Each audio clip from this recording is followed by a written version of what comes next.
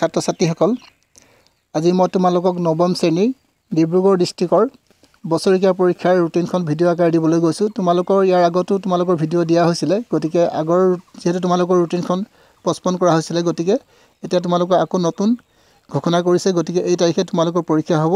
গতিকে যিবিলাকে এতিয়ালৈকে ৰুটিনখন নাই পোৱা তেওঁলোকে এই ভিডিঅ'টো ভালদৰে চাব আৰু তেওঁলোকে চাই তেওঁলোকৰ ৰুটিনবিলাক ভালদৰে লিখি লৈ তেওঁলোকে কেতিয়াৰ পৰা পৰীক্ষা আছে গম পাব। গতিকে তোমালোকৰ পৰীক্ষা আছে তোমালোকৰ মাৰ্চৰ 6 তাৰিখৰ পৰা আছে। গতিকে তোমালোকে ভালদৰে এবাৰ চাবা, মই ইয়াত জুম কৰি দিছোঁ।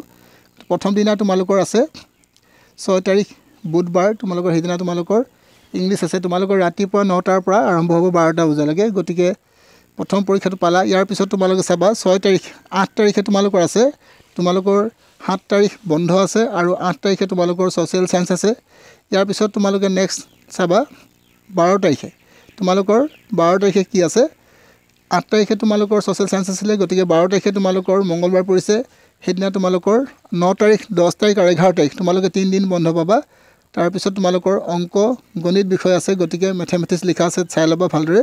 ইয়াৰ পিছত 13 তাৰিখে তোমালোকৰ আছে ইলেক্ট্ৰিক ছাবজেক্ট, গতিকে তোমালোকে তাত বন্ধ নাপাবা।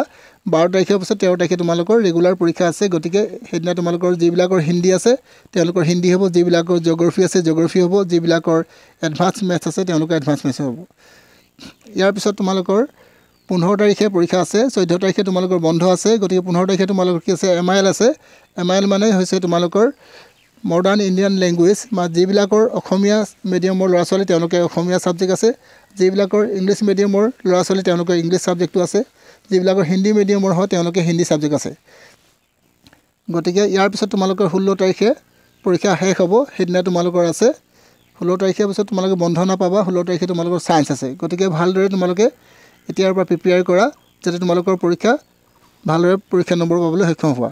গতিকে এইখনেই তোমালোকৰ ৰুটিন আছিলে।